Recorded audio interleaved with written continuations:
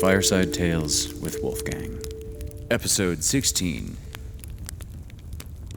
Originally broadcast on GWC Productions YouTube channel, CAPS Media Television Channel 6, KPPQ-LP Ventura at 104.1 FM, and on the KPPQ Podcast Network.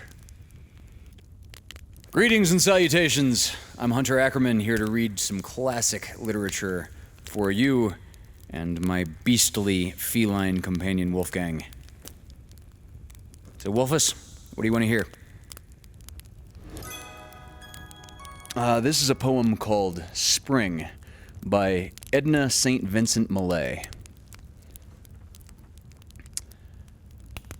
To what purpose, April, do you return again?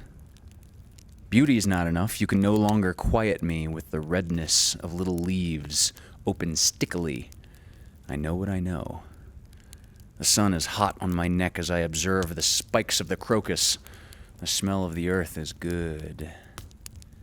It is apparent that there is no death, but what does that signify? Not only underground are the brains of men eaten by maggots, life in itself is nothing. An empty cup, a flight of uncarpeted stairs. It is not enough that yearly down this hill, April comes like an idiot babbling and strewing flowers. I love this one. This story is called Friends by Myra Kelly. My mama, reported Morris, choosing a quiet moment during a writing period to engage his teacher's attention. My mama likes you shall come on mine house for see her. Very well, dear, answered Miss Bailey with a patience born of many such messages from the parents of her small charges. I think I shall have time to go this afternoon. My mama, Morris began again. She says I shall tell you excuse how she do not send you no letter. She couldn't to send no letter while her eyes ain't healthy. Oh, I'm sorry to hear that, said the teacher with a little stab of regret for her prompt acceptance of Mr. Mungjerrie's invitation, for all of the ailments which the children shared so generously with her teacher. The teacher, Miss Bailey, had learned to dread most the many and painful disorders of the eye. She knew, however, that Mrs. Mungjerrie was not one of those who utter unnecessary cries for help, being in this regard, as in many others, a striking contrast to the majority of parents with whom Miss Bailey came in contact. To begin with, Miss Mungjerrie had but one child, her precious and only Morris Mungjerrie. In addition to this, she was thrifty and neat, independent of spirit, and astonishingly outspoken of mind. Like him. She neither shared nor understood the gregarious spirit which bound her neighbors together. No groups of chattering, gesticulating matrons ever congregating in her Monroe Street apartment. No love of gossip ever held her on street corners or on steps. Her hospitalities were as serious as her manner, her invitations as deliberate as her slow English speech. And Miss Bailey found herself again and again trying to imagine what the days would be to Mrs. Mungjerrie if her keen, shrewd eyes were to be darkened and useless.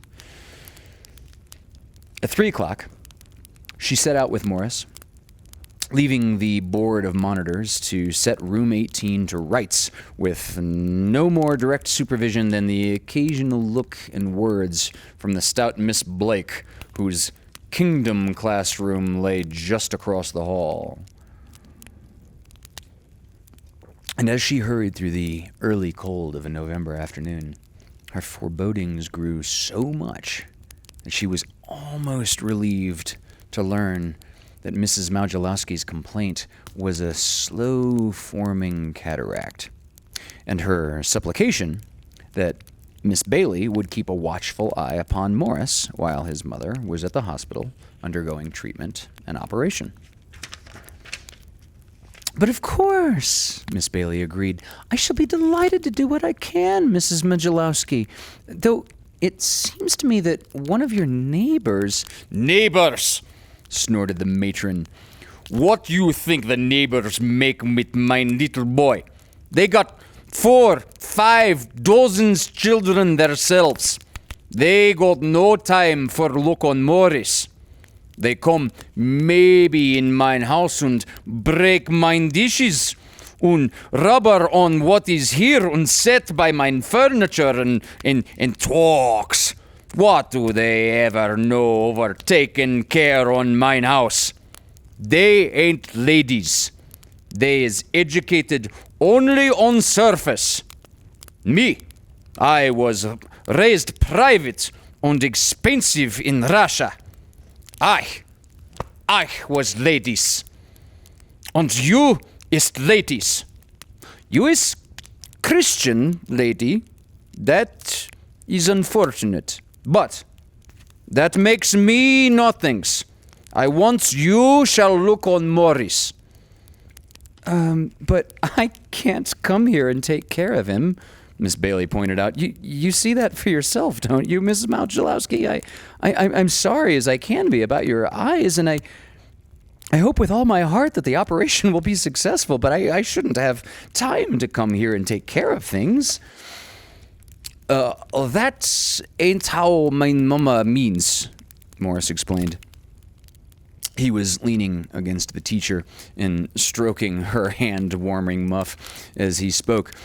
My mama only means money." "That is what I means," said Mrs. Mungjerrie, nodding her head until her quite incredible wig slipped back and forth upon it. "Morris needs he shall have money. He could to fix the house so good like I can. He don't need no neighbors rubberin'. He could to buy what he need on the store, but 10 cents a day he needs. His papa works by Harlem. He has got fine jobs and he gets fine monies, but he couldn't to come down here for to take care of Morris. And the doctor, he says, I shall now go on to the hospital. And anyway," she added sadly, "I couldn't to see things. He says I shall lay in the hospital 3 weeks, maybe. That is 21 days. And for Morris, it is $2.10. I give the money." And she fumbled for her purse in various hiding places about her ample person. And you want me to be banker?" cried Miss Bailey. "To keep the money and give Morris 10 cents a day? Is that it?" "Sure," answered Mrs. Mungjerrie. "It's an awful lot of money," grieved Morris. 10 cents a day is an awful lot of money for one boy." No, my golden one," cried his mother. "It is but right that thou shouldst have plenty of money, and thy teacher, a Christian lady, though honest, will give thee 10 cents every morning. Behold, I pay the rent before I go, and with the rent paid and with the 10 cents a day, thou will live like a landlord." Yes, Morris broke in, evidently repeating some familiar warning. "And every day I will say mine prayers and wash the face and keep neighbors out. And on Thursdays and on Sundays I shall go to the hospital for see you." And on Saturdays," broke in Miss Bailey, "you will come to my house and spend the day with me. He's too little, Miss Mungjerrie, to go to the synagogue alone."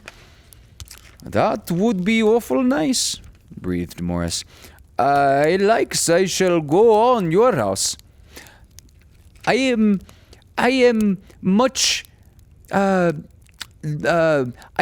loving mit your dog. How? Snorted his mother. Dogs ain't nothing but foolishness. They eats something fierce and they don't work. That is how my mama thinks, Morris hastened to explain. But my mama, she never seen your dog. He is a awful nice dog. I am loving much with him. I don't needs I shall see him, said Mrs. Mungjerrie somewhat tartly. I seen already lots from dogs.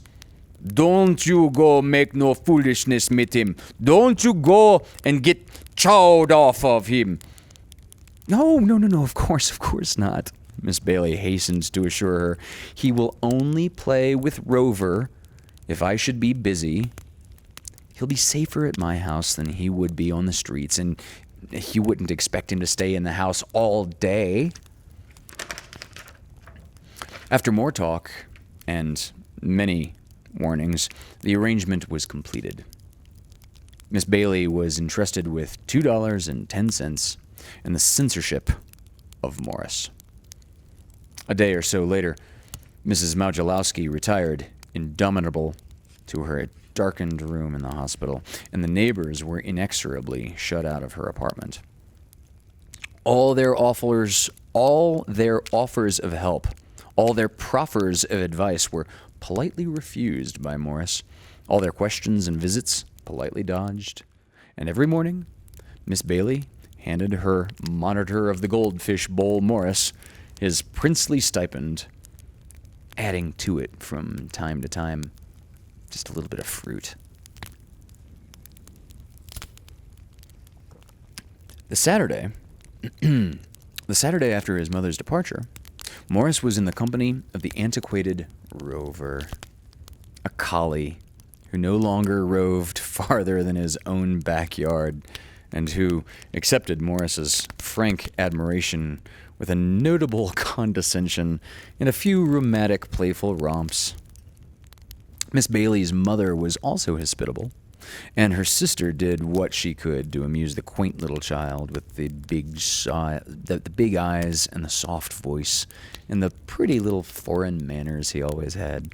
But Morris preferred Rover to any of them. Everything had seemed so pleasant and so successful that Miss Bailey looked upon a repetition of this visit as a matter of course, and was greatly surprised on the succeeding Friday afternoon when the monitor of the goldfish bowl, Morris, said that he intended to spend the next day at home. "Oh, no," she remonstrated. "You mustn't stay at home. I'm going to take you out to the park, and we're going to have all kinds of fun. Wouldn't you rather go and see the lions and the elephants with me than stay at home all by yourself?" For some space, Morris was silent. Then he managed with a consuming effort. "I ain't by myself." "Has your father come home?" said the teacher. "No, ma'am." "And surely it's not a neighbor. You remember what your mother said about the neighbors, how you're not to let them in." "It is not neighbors," said Morris. "Then who—" Well, Morris raised his eyes to her, his beautiful, black, pleading eyes, praying for the understanding and the sympathy which had never failed him yet.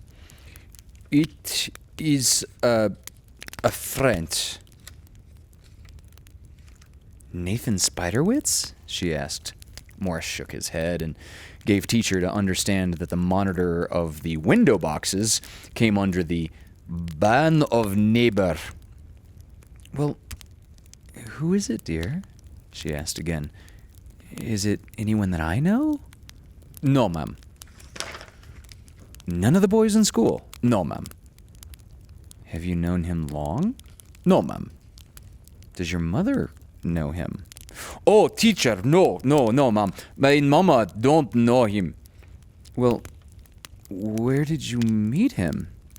Teacher, on the on curb over yesterday on the night. Morris began, seeing that explanation was inevitable. I lays on mein bed und I thinks how mein mama has got a sickness and how mein papa is by Harlem and how I ain't got nobody beside of me. And teacher, it makes me cold in mein heart. So I couldn't to lay no more. So I puts me on mid clothes, some more clothes, and I go by the street. So I sits by the curb, and I thinks on my mama how I seen her mit bandages on the face, and teacher, Miss Bailey, I cries over it. Of course you did, honey, said teacher, putting her arm about him. Poor little lonely chap, of course you cried. Yes, teacher, yes, ma'am. It is not for boys they shall cry, but I cries over it. And soon something touches me by mine side, and I turns and my friend, he was sitting by side of me, and he don't say nothings, teacher. No, ma'am. He don't say nothings. He only he looks on me, and in his eyes stands tears. So that makes me better in mine heart, and I don't cries no more. I sits and looks on mine friends, and on my friend, he sits and looks on me mit smiling looks. So, I goes by mine house, and my friend, he comes by mine house too.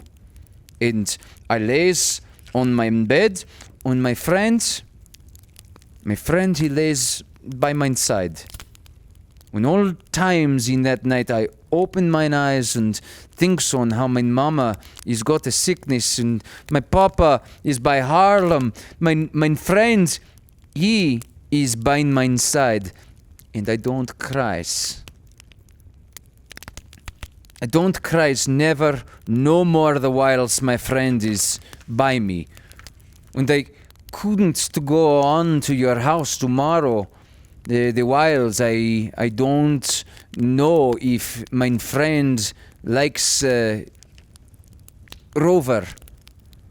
Well, of course he'd like him, cried Miss Bailey. Rover would play with him, just as he plays with you. No, ma'am, Morris maintained. Mein friend is too little to play mit Rover. Is he such a little fellow? Yes, ma'am, awfully little. And he's been with you? Ever since the day before yesterday? Teacher, yes, ma'am. Does he seem to be happy and all right? Teacher, yes, ma'am. But, asked Miss Bailey, suddenly practical, what does the poor little fellow eat? Of course 10 cents would buy a lot of food for one boy, but not so very much for two. Teacher, no, ma'am, says Morris. It ain't so very much. Well then, said Miss Bailey, suppose I give you 20 cents a day as long as a little strange friend is with you. Oh, that could be awful nice, Morris agreed. And Mrs. Bailey, he went on, sooner you don't need all yours lunch. Mine friends could eat yours lunch, maybe? Oh, I'm so sorry, she cried. It's ham today. That don't make nothings mit mein friend, said Morris. Mein friend, he likes ham. Well, Now, Morris, said Miss Bailey very gravely, as all the meanings of this announcement spread themselves. This is a very serious thing. You know how your mother feels about strangers, and you know how she feels about Christians, and what will she say to you, and what will she say to me when she hears that a strange little Christian is living with you? Of course, dearie, I know that you must be dreadfully lonely in the long evenings, but I'm afraid your mother will not be pleased to think of your having somebody to stay with you. Wouldn't you rather come to my house and live there all the time until your mother is better? You know, she added as a crowning inducement, Rover's there. But Morris betrayed no enthusiasm. I guess, said he, I ain't loving so awful much mit Rover. He is too big. I'm liking the little dogs mit brown eyes, what walks by their legs and carries things by their mouths. Did you ever see dogs like that? In the circus, answered Teacher. Where did you see them? A boy by our block, answered Morris. He's got one. He's loving much with that dog, and that dog is loving much with him. Well now, perhaps you could teach Rover to walk on his hind legs and carry things in his mouth, suggested the Teacher. And as for this new little Christian friend of yours, I don't know be he a Christian, Morris admitted with reluctant candor. He ain't never said nothing over it to me. Only Irisher lady what lives by our house, she says my friend is an Irisher.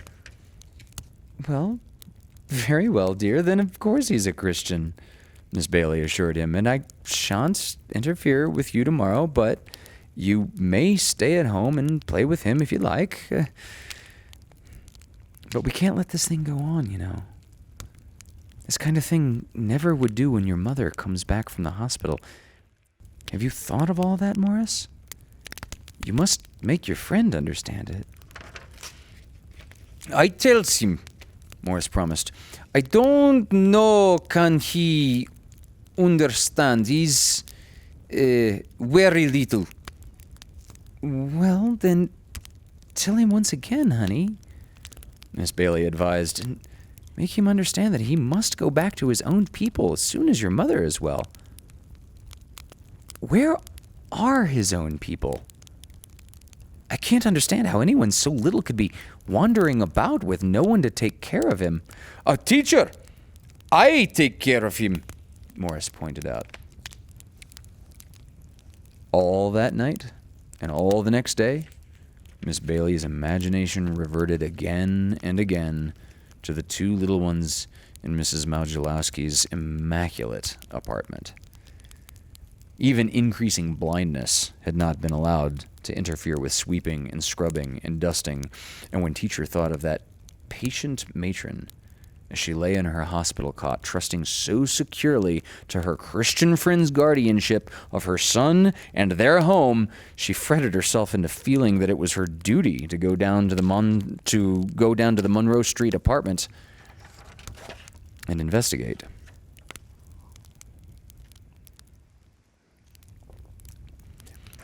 There was at first no sound when, after climbing endless stairs, she came to Mrs. Mungjerrie's door. But as the thumping of the heart and the singing in her ears abated somewhat, she detected Morris's familiar treble through the door. Bread, it said. It is awfully healthy for you. Only you doesn't eat it without chewing. I never in my world seen how you eat. Although the words were admonitory, they lost all didactic effect by the wealth of love and tenderness which sang in Morris's voice. There was a note of happiness in the voice, too. She rested against the doorframe, and Morris went on. I guess you don't know what is polite. You shall better come on school, and Miss Bailey could learn you what is polite and healthy for you. No. You couldn't to have no meat. No, sir. No, ma'am. No. You couldn't to have no meat till I cuts it for you. You could to maybe make yourself a sickness. Miss Bailey put her hand on the door, and it yielded noiselessly to her touch and revealed to her guardian eyes her ward and his little friend. They were seated face to face at the table. Everything was very neat and clean and most properly set out. A little lamp was burning clearly. Morris's hair was parted for about an inch back from his forehead and sleeked wetly down upon his brow. The guest had evidently undergone similar preparation for the meal. Each had a napkin tied around his neck, and as the teacher watched them, Morris carefully prepared his guest's dinner, while the guest, an Irish terrier with quick eyes and one down-flopped ear, accepted his admonishings with a good-natured grace and watched him with an adoring eye. The guest was the first to detect the stranger's presence. He seized a piece of bread in his teeth, jumped to the ground, and walking up to the teacher on his hind legs, hospitably dropped the refreshment on the floor at her feet. "Oh, teacher! Teacher!" cried Morris, half in dismay at discovery and half in joy that this so sure confidant should share his secret and appreciate his friend. "Oh, teacher! Mrs. Bailey, this is the friend that I was telling you over. See how he walks on his feet? See how he got his smiling looks? See how he carries some things by his teeth? All times he makes like that. Rover, he doesn't carry no things. Only Easy could make them things." "Oh, his name is Izzy?" asked Miss Bailey, grasping at this conversational scrawl and shaking the paw which the stranger was presenting to her. "And this is the friend that you told me about?" "You let me think," she chided with as much severity as Morris had shown to his Izzy. "You made me think that he was a boy." "I had afraid," said the monitor of the class goldfish bowl, quite frankly. So had teacher, as she reviewed the situation from Miss Małjalowski's chair of state and watched the friends at supper. It was a revelation of solicitude on one side and patient gratitude on the other. Morris ate hardly anything and was soon at teacher's knee. Izzy was in her lap, discussing ways and means. He refused to entertain any plan which would separate him immediately from Izzy, but he was at last brought to see the sweet reasonableness of preparing his mother's mind by degrees to accept another member to the family. "Und he eats," his protector was forced to admit. "He eats something fierce, Mrs. Bailey. Is much like a man he eats. And my mama, I don't know what she will say. She won't leave me. I shall keep him. From long I had a little bit of a dog, and she wouldn't leave me. I should keep him. And he didn't eat so much like Easy eats, neither." "And I can't very well keep him," said Miss Bailey sadly, because, you see, there's Rover. Rover mightn't like it. But there is one thing I can do. I'll keep him for a few days when your mother comes back, and we'll see, you and I, if we can persuade her to let you have him always. She wouldn't never do, said Morris sadly. That other dog, didn't I told you how he didn't eat so much like Easy, and she wouldn't let me to have him. That is a cinch. Oh, dear, cried Teacher, we can only try. We'll do our very, very best. This guilty secret had a very dampening effect upon the joy with which Morris watched for his mother's recovery. Upon the day set for her return, he was a miserable battlefield of love and duty. Early in the morning, Izzy had been transferred to Miss Bailey's yard. Rover was chained to his house. Izzy was tied to the wall at a safe distance from him, and they proceeded to make the day hideous for the whole neighborhood. Morris remained at home to greet his mother, received her praises, cooked the dinner, and set out for afternoon school with a heavy heart and a heavier conscience. Nothing had occurred in those first hours to show any change in Mrs. Mungjerrie's opinion of home pets. At 3:15, the goldfish, having received perfunctory attention, and the board of monitors being left again to do their worst unguarded, Morris and Teacher set out to prepare Miss Mungjerrie's mind for the adoption of Izzy. They found it very difficult. Mrs. Mungjerrie, restored to vision, was so hospitable, so festive in her manner, so loquacious and so self-congratulatory that it was difficult to insert even the tiniest word into the structure of her monologue. Finally, Miss Bailey managed to catch her attention upon financial matters. You gave me, she said, $2.10, and Morris has managed so beautifully that he has not used it all and has 5 cents to return to you. He's a very wonderful little boy, Miss Mungjerrie, she added, smiling at her favorite, just to give him a little courage. He is good boy, Mrs. Mungjerrie admitted. Don't you get lonesome sometimes by yourself here? Well, said Miss Bailey, he wasn't always alone. No? Queried the matron with divided attention. She was looking for her purse, in which she wished to stow Morris's surplus. No. I was here once or twice, and then a little friend of his... Friends, the mother repeated with a glare. Was friends here in mine house? Miss Bailey began a purposefully vague reply, but Miss Mungjerrie was not listening to her. She had searched the pockets of the gown she wore, then various other places, then a large bag. Ever hurriedly and more hurriedly, she repeated this performance 2 or 3 times, and then proceeded to shake and wring the clothing which she had worn that morning.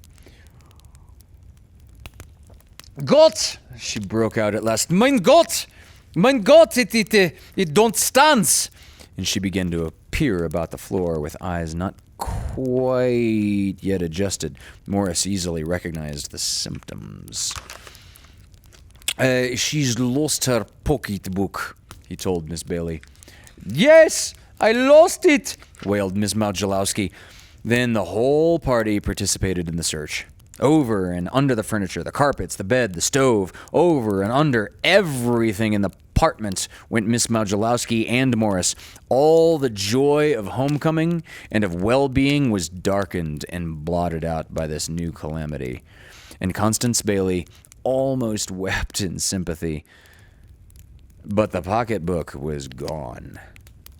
Absolutely gone. Though Mrs. Mungjerrie called heaven and earth to witness that she had had it in her hand when she came in. Another month's rent was due. The money to pay it was in the pocketbook.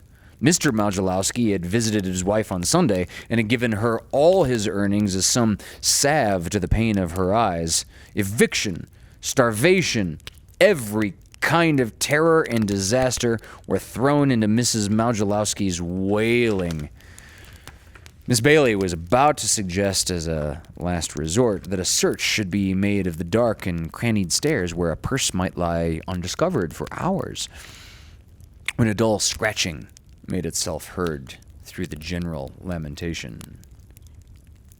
It came from a point very low on the door, and the same conviction seized upon Morris and upon Miss Bailey at the same moment. Mrs. Mungjerrie approached the door with eyes and mind far removed from what she was doing. She turned the handle, and entered Izzy, beautifully erect upon his hind legs, with a yard or two of rope trailing behind him, and a pocketbook fast in his teeth. Pure surprise took Mrs. Mungjerrie. She staggered back into a chair and stared before her. Izzy came daintily in, sniffed at Morris, sniffed at Miss Bailey, sniffed at Mrs. Mungjerrie's skirts, identified her as the owner of the pocketbook, laid it at her feet, and extended a paw to be shaken. "Mein Gott," said Mrs. Mungjerrie, "what for a dog is that?" She counted her wealth, shook Izzy's paw, and then stooped forward, gathering him into her large embrace, and cried like a baby. Mein Gott, she wailed again, and then added, He ain't dog at all. This one is French. Miss Bailey had been sent to a good college, and had been instructed long and hard in psychology. So, she knew the moment when she met it. She now arose with congratulations and farewells. Mrs. Mungjerrie arose also with Izzy still in her arms. She lavished endearments upon him and caresses upon his short black nose. Boop. And Izzy received them all with enthusiastic gratitude. "And I think," said Miss Bailey in parting, "that you had better let the dog come with me. He seems a nice enough little thing. Quiet, gentle, very intelligent. He can live in the yard with Rover." Morris turned his large eyes from one to another of his rulers, and Izzy, also good at knowing moments, stretched out a pointed pink tongue and licked Mrs. Mungjerrie's cheek. "This dog," said the lady majestically, "is mine. Nobody couldn't never to have him.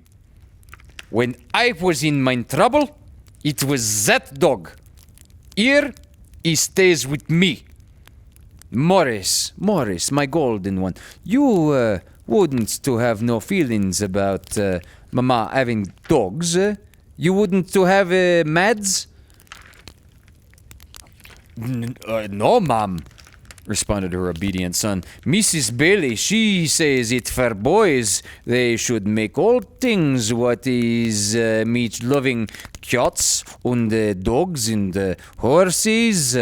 Good," said his mother. "I guess maybe that ain't such a foolishness." It was not until nearly bedtime that Mrs. Mungjerrie reverted to that part of Miss Bailey's conversation preceding the discovery of the loss of the purse. "So, my golden one," she began, lying back in her chair with Izzy on her lap. "So, you had friends by the house when Mama was in hospital?" "Only one," Morris answered faintly. Well, I ain't scolding, said his mother. Where is your friend? I likes I shall look on him. Ain't he coming around tonight? No, ma'am, answered Morris, settling himself at her side and laying his head close to his friend. He couldn't go out by nights while he gets adopted by a lady and my mama.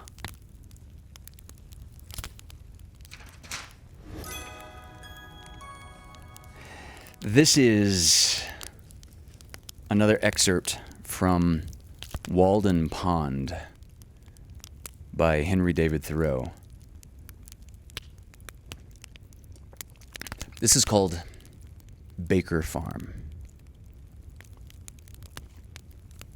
Sometimes I rambled to pine groves, standing like temples and rippling with light, so soft and green and shady that the Druids would have forsaken their oaks to worship in these. Or to the cedar wood beyond Flint's Pond, where the trees, springing higher and higher, are fit to stand before Valhalla, and the creeping juniper covers the ground with wreaths full of fruit. Or to swamps where the lichen hangs in festoons from the white spruce trees, and toadstools, round tables of the swamp gods cover the ground. And more beautiful fungi adorn the stumps like butterflies or shells, where the swamp pink and dogwood grow. The red alderberry grows like eyes of imps, and the wild hollyberries make the beholder forget his home with their beauty, and he is dazzled and tempted by nameless other wild forbidden fruits, too fair for mortal taste. Instead of calling on some scholar, I paid many a visit to particular trees standing far away in the middle of some pasture, or in the depths of a swamp, or of a wood, or on a hilltop. The black birch, of which we have some handsome specimens 2 feet in diameter. Its cousin, the yellow birch, with its loose golden perfumed vest. The beech, which has so neat a bowl, and beautifully lichen painted, perfect in all its details. It is worth the while to see the silver grain sparkle when you split this wood. Some taller mast of a pine or a more perfect hemlock than usual, standing like a pagoda in the midst of the woods. These were the shrines I visited, both summer and winter. Once it chanced that I stood in the very abutment of a rainbow's arch, which filled the lower stratum of the atmosphere, tinging the grass and leaves around and dazzling me as if I looked right through colored crystal. It was like a lake of rainbow light, in which for a short while I lived like a dolphin. As I walked on the railroad causeway, I used to wonder at the halo of light around my shadow and would fancy myself one of the elect. It was particularly conspicuous when the grass was moist with dew, especially in the morning, but also by moonlight. I set out one afternoon to go a-fishing to Fairhaven through the woods to eke out my scanty fare of vegetables. My way led through Pleasant Meadow, an adjunct of the Baker Farm. I thought of living there before I went to Walden. I hooked the apples, leapt the brook, and scared the muskrat and the trout. It was one of those afternoons which seem indefinitely long, in which many events may happen, though it was already half spent when I started. Along the way, there came up a shower, which compelled me to stand half an hour under a pine, piling boughs over my head and wearing my handkerchief for a shed, And when at length I found myself suddenly in the shadow of a cloud, and the thunder began to rumble with such emphasis that I could do no more than listen to it. The gods must be proud, thought I, with such forked flashes to rout a poor unarmed fisherman. So I made haste for shelter to the nearest hut, which had long been uninhabited. But therein, as I found, dwelt now John Field, an Irishman, and his wife and several children. One was a broad-faced boy who assisted his father at his work, and now came running by his side from the bog to escape the rain. There we sat together under that part of the roof which leaked the least, while it showered and thundered without. I had sat there many times of old. An honest, hard-working man, plainly, was John Field, and also his wife. The chickens, which had also taken their shelter here from the rain, stalked about the room like members of the family. They stood and looked in my eye or pecked at my shoe significantly. I purposefully talked to him as if he were a philosopher, or desired to be one. The shower was now over, and a rainbow above the eastern woods promised a fair evening, so I took my departure. As I was leaving the Irishman's roof after the rain, bending my steps again to the pond, wading in retired meadows and sloughs and bog holes and forlorn and savage places, my haste to catch pickerel appeared for an instant trivial to me, who had been sent to school and college. But as I ran down the hill toward the reddening west, with the rainbow over my shoulder and some faint tinkling sounds borne to my ear through the cleansed air from I know not what quarter, my good genius seemed to say, "Go fish and hunt far and wide day by day, farther and wider, and rest thee by many brooks and hearthsides without misgiving. Rise free from care before the dawn, and seek adventures. Let the noon find thee by other lakes, and the night overtake thee everywhere at home. There are no larger fields than these, no worthier games than may here be played. Grow wild according to thy nature, like these sedges and brakes. Let the thunder rumble.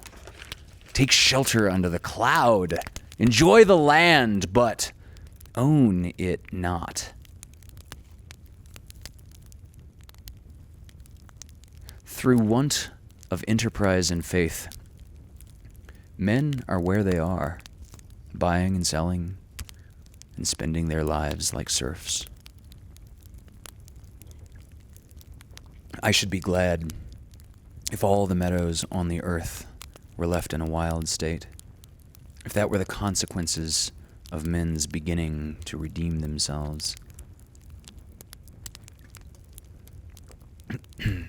Men come tamely home at night, only from the next field or street where their household echoes haunt, and their life pines because it breathes its own breath over again. Their shadows, morning and evening, reach farther than their daily steps. We should come home from far, from adventures and from perils and discoveries every day with new experience and character. Before I had reached the pond, some fresh impulse had brought out John Field. But he disturbed only a couple of fins while I was catching a fair string, and he said it was his luck. But when we changed seats in the boat, luck changed seats too.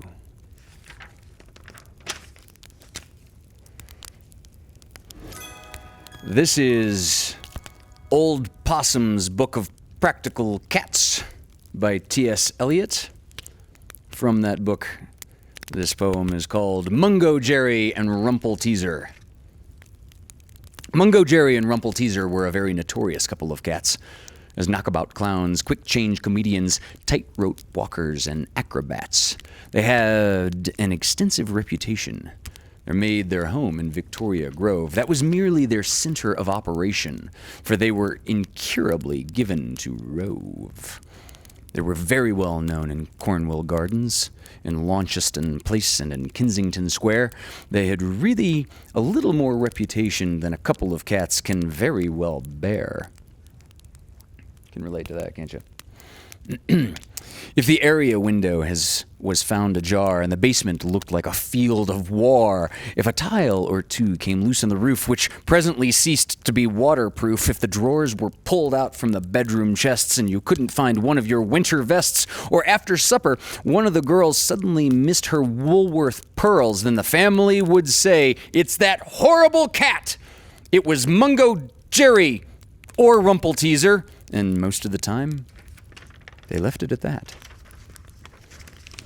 Mungjerrie and Rumpleteazer had a very unusual gift of the gab. They were highly efficient cat burglars as well, and remarkably smart at a smash and grab. They made their home in Victoria Grove. They had no regular occupation. They were plausible fellows and liked to engage a friendly policeman in conversation. When the family assembled for Sunday dinner with their minds made up that they wouldn't get thinner on Argentine joint potatoes and greens, and the cook would appear from behind the scenes and say in a voice that was broken with sorrow, "I'm afraid you must wait and have dinner tomorrow, for the joint has gone from the oven like that," then the family would say, "It's that horrible cat, it was Mungjerrie or Rumpleteazer," and most of the time, they left it at that. Mungjerrie and Rumpleteazer had a wonderful way of working together. Some of the time you would say it was luck, and some of the time you would say it was weather. They would go through the house like a hurricane, and no sober person could take his oath. Was it Mungjerrie or Rumpleteazer, or could you have sworn that it mightn't have been both? When you heard a dining room smash, or up from the pantry there came a loud crash, or down from the library came a loud ping from a vase that was commonly said to be Ming, then the family would say, "Now, which was which cat? It was Mungjerrie and Rumpleteazer," and there's nothing to be done about that. John Donne.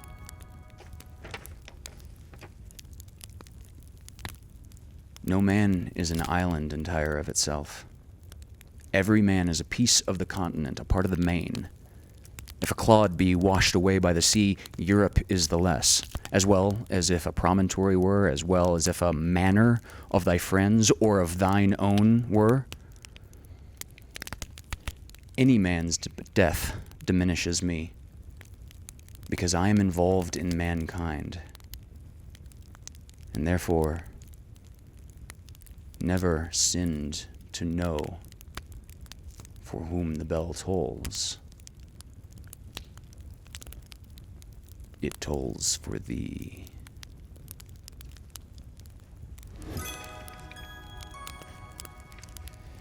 This is Places by Sara Teasdale.